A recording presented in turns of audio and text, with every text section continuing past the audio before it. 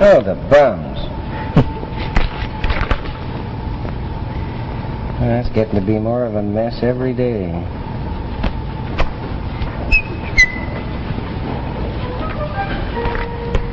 Oh, hi there. Sam Whipple's my name. You've probably never heard of me. I don't know why you should have. I'm just an ordinary fella, same as you. Got my little dreams, I've got my little fears. I see a sign, keep off the grass. Well, I keep off. No, wait a minute, there is something different about me.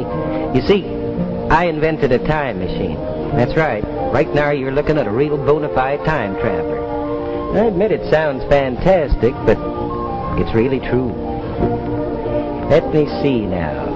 Anyway, I invented this time machine. It was crude, but effective. And my story begins in the city of New York, in the office of a great scientist and world citizen, Dr. Jarvis, about 100 years from now, in the year 2052.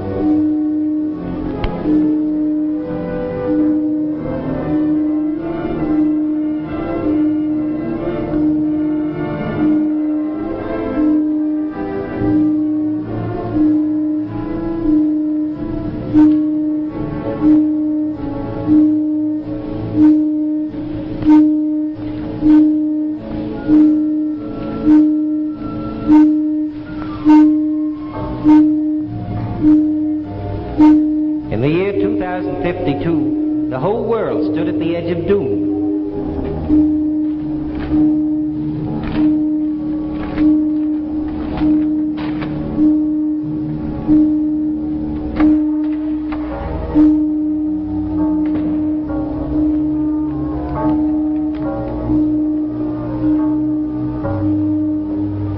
Oh, Mary, any further word? Yes, Father, from Nomura and Dr. Krolenko. What do they say? From Nomura. Staff and myself have checked and rechecked rising world radioactivity. Agree with you on cause, but cannot. Repeat, cannot discover any means of stopping it. Radioactive count rising. All Asia covered with thick vapor. World disaster appears inevitable. Goodbye, my old friend. Signed, Nomura. And Krolenko? Much the same as Nomura. He's particularly bitter in view of the strides his country's made in the last 100 years. Why? Why have we failed? The biggest names in science working on just one problem. The answer negative. Oh, that radiation meter sketching the outer pulse of a dying world. Radio facilities all set up? Yes, Father, they're ready. You go on in 1 minute. How does one tell the whole world that doom is only a few hours away? How? I don't know how either, but I do know this. That in a world of people which in 100 years has learned to live in peace, to understand each other, has matured, deserves to know the true facts.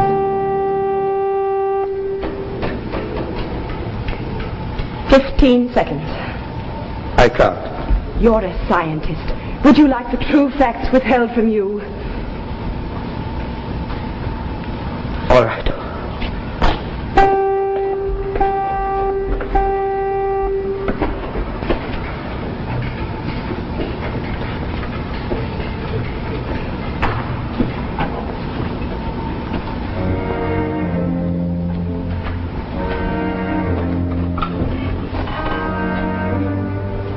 My fellow human beings, what I have to say is based on proven facts. You cannot avoid it, you must believe it. In a few hours, you and I, all our loved ones, the whole earth will be dead. In the past few months you have seen how thick vapors covered your cities and towns, your small villages and homes. And now I must tell you why this has happened. 100 years ago, at the beginning of the atomic age, when the atom was a plaything, and the people of the world, like quarrelsome, headstrong people, a certain scientist discovered a rare element. After investigation, he placed it into a cyclotron and bombarded its atoms. A chain reaction resulted. A slow, imperceptible reaction. The scientist in his calculations made one small mistake, and though he checked and rechecked his findings, he never noticed it. The chain reaction grew and grew, the entire world slowly becoming radioactive. Recently, the Count approached the perilous mark at which it is impossible for life to survive. This point will be reached within the next few hours. There is no escape. Listen. There is your heartbeat. This is an ironic tragedy which has befallen us. In the 100 years since 1952, the people of the world, have abolished war, disease, hatred, and bigotry. But one tiny mistake, committed by those before your time, has outweighed all that in the balance of fate.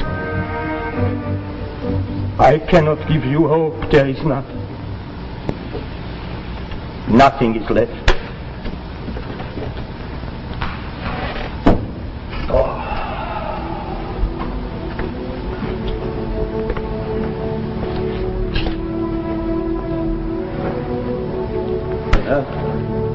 Nothing to do now but wait.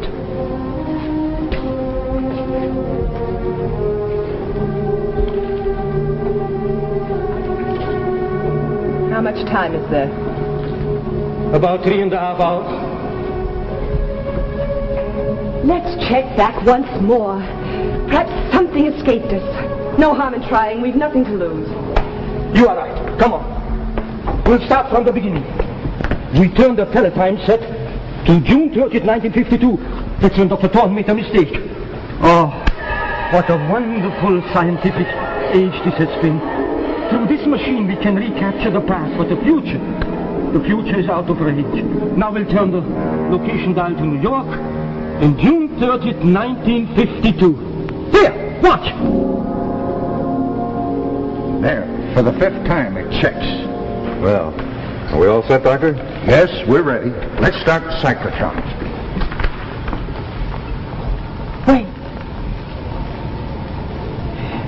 Wait, you've made a mistake. Oh, that's You mustn't. no use. Mary, it's too late to tell them. Why, Father, why? Look, we've been able to recapture time. Why couldn't I go back into the past and make them discover the mistake before they make it? We cannot change the past. Only a human being living before June 30th, 1952 could prevent this mistake before it happened. But how could we get somebody from 1952 here? They weren't even close to time travel in those days. Wait a minute. There is one man. A Sam Whipple, I think he's called. Yes, before all this happened, I amused myself watching him. A very serious young man, but quite amateurish.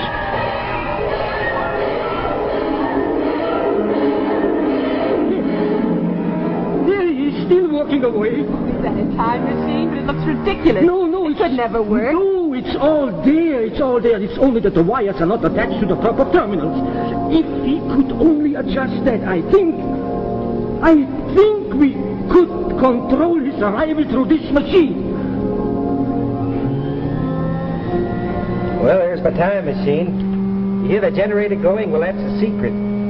I was trying to generate enough power in my time vest to free me from the gravity of time. Wasn't easy on the electric bills, I can tell you that. Sam? I had a sister, older. She means well, I guess, but... Sam Whipple, are you down there again? Sam, don't you hear me? I want to talk to you. Sam! Oh, Sarah, you want something? Yes, here. What about them? They're bills, aren't they? Of course they're bills. Well, pay them. With what? There's nothing left after paying off for the last bills. Sam, it's not easy running a household today on your income. Well, I've got some money put away for a new suit and a pair of shoes. We could use that.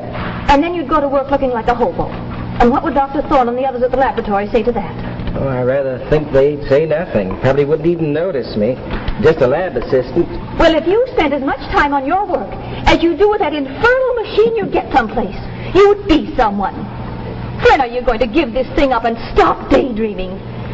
Really, the neighbors are beginning to think you are crazy. I assure you, Sarah, I'm really very harmless. That's the giving this up. This is what may turn my dreaming into reality. As a boy, you were afraid to face things, and you still are. Yes, I am. I don't like myself for it. Never did have much gumption. Afraid to talk for myself, fight for myself. Well, that's why, don't you see? I want to give myself a chance in another lifetime, 500, maybe 1,000 years from now. Maybe I could do better then. You know, someday they're just going to take you away in a straitjacket. That's what's going to happen. Oh. And what about me? What's going to happen to me? Sarah, I've taken care of you ever since your husband died, haven't I? Gave up my college career for it. Guess maybe that's why I haven't married either. I did think my first duty was to you. Well, you better stand back now, Sarah. I'm all set. I'm going to try it. You might get hurt.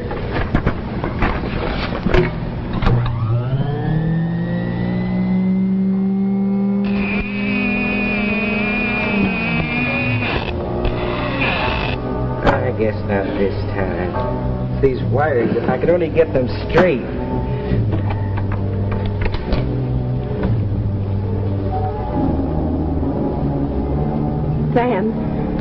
Sam Whipple, that wire on the connection goes on the right.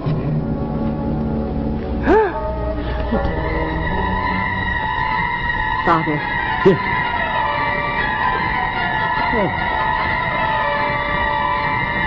Oh. Mary. Father. Yeah. I beg your pardon for bursting in like this, but can you tell me where I am? He made it. Sam Whipple, I'm Mary Jarvis. This is my father, Dr. Jarvis. Welcome to the 21st century.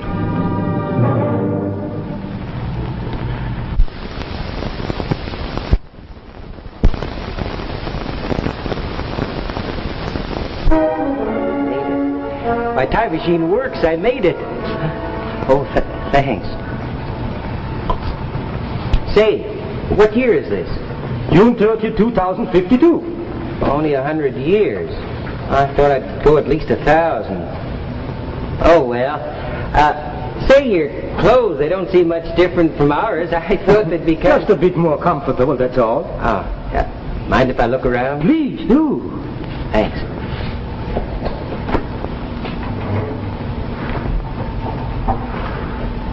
Father, shouldn't we ask him? It's almost 3:30. Only 2 more hours. I know, but I think we should give Mr. Whipple a chance to get his bearings. Say, wait a minute. How did you know I was coming? The telegram said you saw. Through it we can look back into the past. That's how we knew. Hey, that's wonderful. Say, if I stayed here, do you suppose I could work on things like that and all of this? I'm a lab assistant with Dr. Thorne. You know him? We've heard of him. I think I could get to do some real studying at a good school. Well, that would take money, wouldn't it? That is not necessary. The government takes care of everybody's tuition. The government? Well, how can they afford it? What with defense and armies and things like that? That's no longer necessary. We are at peace with the world. You mean no Cold War with any country? No, we are all the best of friends. Yeah, that's wonderful. Oh, I could like it here. What about diseases? We've discovered the cause and cure of cancer, among other things. Cancer? You know, my father died of cancer. Please, I have a favor to ask. Is it possible for me to stay in this century, live my life out? I'd give value in return. I'd work. I'd do anything. I don't have to worry about my sister. The insurance will take care of her. Please, is it possible? I think so, but... What's that? Radiation meter. Measures radioactivity. Oh, I see. We call that a Geiger counter in our time. Hey, wait a minute. Doesn't that mean there's something radioactive around here? The whole world? I don't understand. A nuclear bombardment in 1952 started a slow chain reaction which has steadily grown into an overpowering radioactivity. At 3:30, the danger point will be reached. The whole world and all in it will die. Oh, I don't believe that. I can't. See for yourself. Why do you think the fog is so thick outside? But how? A mistake? Made by your own Dr. Thorne and Mr. Adams. A mistake made by Thorne and Adams. How can you be sure? We saw them on the teletype set. If only I'd known. You know now. Isn't it too late? For us it is. There's nothing we can do. But this happened in your time, Sam. You could stop it. You want me to go back? Oh, no. No, I can't. Dr. Thorne's a very important man. He wouldn't listen to me. Make him, Sam. You can make him. In the few moments I've been here, I've known more happiness than I've ever known in a lifetime. I wish I could stay, if only for this one last hour. But it means the whole world's going to die, doesn't it? All the people. Okay, I'll do it. Can you help me get back? Yes. All right. I'll do the best I can. And then, if you don't mind, I would like to try and get back here. Oh, yes, Sam. Please come back. Okay, Dr. Jarvis. All right.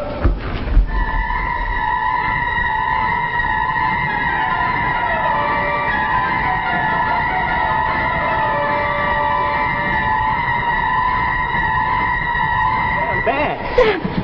Hey, where's my umbrella? Sam, where have you been? Where? It worked, Sarah. It worked. It worked. I don't Here, help me understand get this what's going off. on around here. I'll tell you later. What time is it? It's 3:10. Pastor, it gives me 20 minutes. I'll see you later, 20 Sarah. minutes for what, Don't Sam? have time. I've got to hurry. Sam!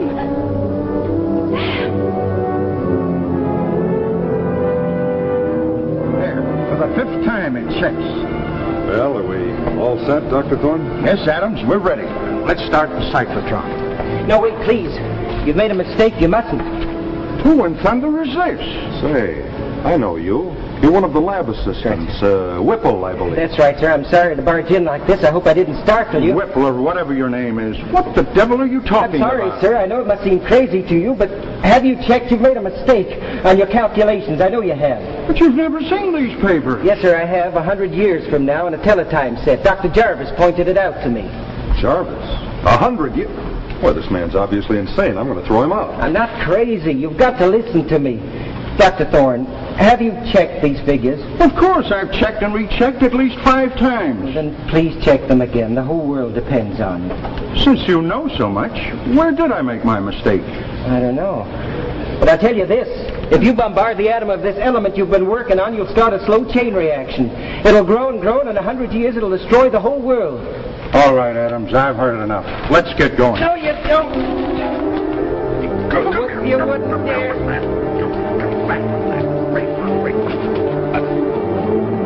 Burned it. It's burned.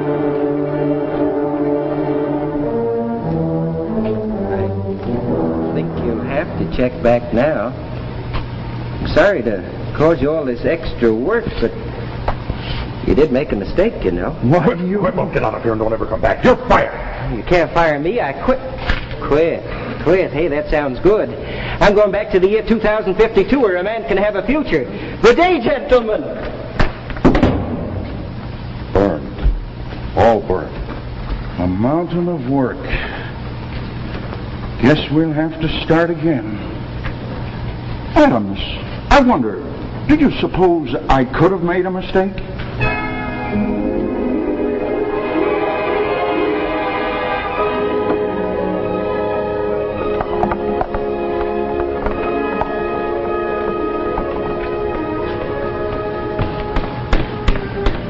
Hi, Sarah. How's my favorite sister? You have gone mad. Yep, gone happy and mad. Where have you been? Where? Oh, I've been over to the laboratory. Told Dr. Thorne he'd made a mistake in his calculations. He didn't like it. You don't mean he fired you? Oh, he tried to, but I wouldn't let him get away with that. I quit. Quit? Yep. How we live? Well, I've taken care of all that. I'm going back into the future, and I guess in that case the insurance company will consider me dead, so that'll leave enough money to make you comfortable. Well, goodbye, Sarah. Here we go. Sam Whipple, you're not going anywhere. Huh? I've seen to that. One of us has to have a head on our shoulders. Yes, Oh, no. I've smashed the machine. Maybe now you'll wake up and act your age. Oh, Sarah. Why? Why, Sarah? Can't you see it was destroying your life? I did it for you, Sam. Now come along upstairs. Come on like a sensible person, and I'll make us both some coffee.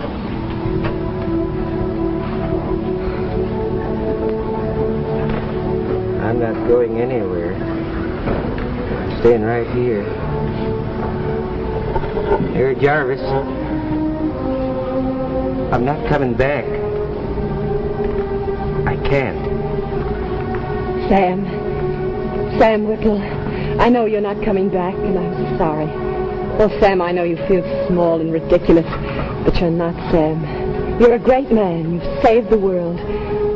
Someday children will read about you in their history books. Sam Whipple, who came out of the past and gave us the future. Well, there's my story. I don't know why anybody should call it fantastic, do you?